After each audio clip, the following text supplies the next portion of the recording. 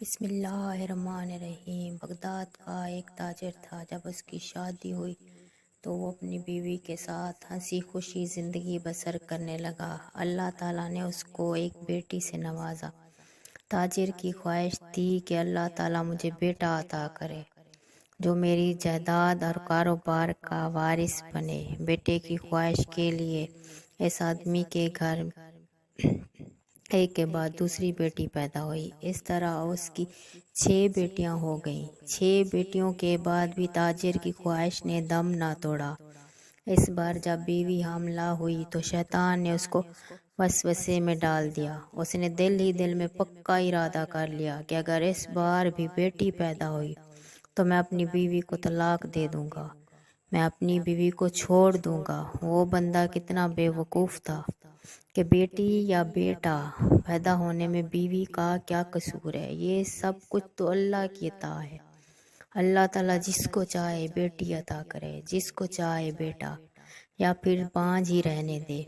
ایک دن تاجر اپنے بستر پر مزے کی نیند سو رہا تھا۔ اس نے خواب میں دیکھا کہ قیامت برپا ہو گئی ہے، اس کے گناہ حد سے زیادہ ہیں، اس کو جہنم کی طرف لے جایا جا رہا ہے۔ جہنم کے فرشتے اس کو جہنم کے پہلے دروازے پر لے گئے تو اس نے دیکھا کہ اس دروازے پر اس کی ایک بیٹی کھڑی ہے۔ بیٹی نے فرشتوں سے اپیل کی کہ میرے بابا کو جہنم میں نہ داخل کرو۔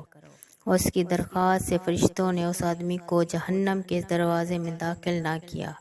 اس کے بعد فرشتے تاجر کو جہنم میں داخل کرنے کے لیے دوسرے دروازے پر لے گئے۔ تاجر نے دیکھا کہ اس کی دوسری بیٹی دوسرے دروازے پر کھڑی ہے۔ اس نے اپنے والد کو جہنم میں داخل نہیں ہونے دیا۔ اس طرح فرشتے اس بندے کو تیسرے، چوتھے، پھر 5ویں اور 6 دروازے پر لے گئے۔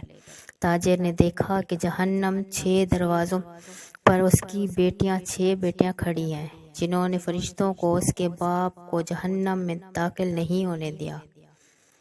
اس کے بعد فرشتے اس آدمی کو جہنم کے 7ویں دروازے کی طرف لے جا رہے تھے۔ یہ آدمی پریشان تھا، ڈر گیا۔ اس نے سوچا کہ 7ویں دروازے پر مجھے جہنم میں داخل ہونے کے لیے رکاوٹ کون بنے گا؟ اس آدمی کو یہ بات سمجھ آ گئی، جو کچھ میں نے سوچا ہے وہ غلط ہے۔ وہ شیطان کی باتوں میں آ گیا تھا۔ انہی باتوں کو سوچتے اس کی آنکھ کھول گئی۔ وہ اللہ تعالیٰ کی بارگاہ میں سجدہ ریز ہو کر گر گرا کر رونے لگا اور دعا کرنے لگا، یا اللہ مجھے 7ویں بھی بیٹی عطا فرما۔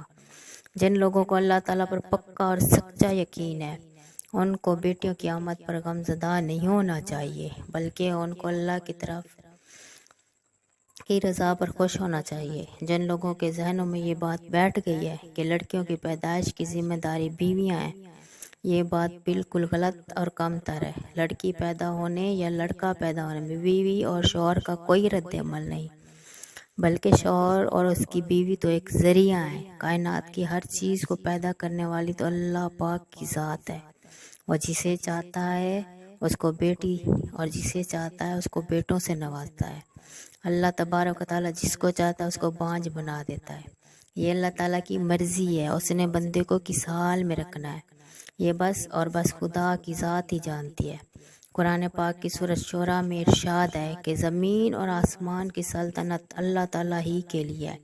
وہ جو چاہتا ہے پیدا کرتا ہے، اور جس کو چاہتا ہے بیٹیاں دیتا ہے، جسے چاہتا ہے بیٹے دیتا ہے، یا پھر لڑکے اور لڑکیاں دیتا ہے۔ وہ جسے چاہتا ہے بانجھ کر دیتا ہے۔ وہ بڑے علم والا اور قابل قدرت والا ہے۔ اللہ تعالیٰ سے دعا ہے ہم سب کو حال حال میں خوش رہنے کی ہمت عطا فرمائے۔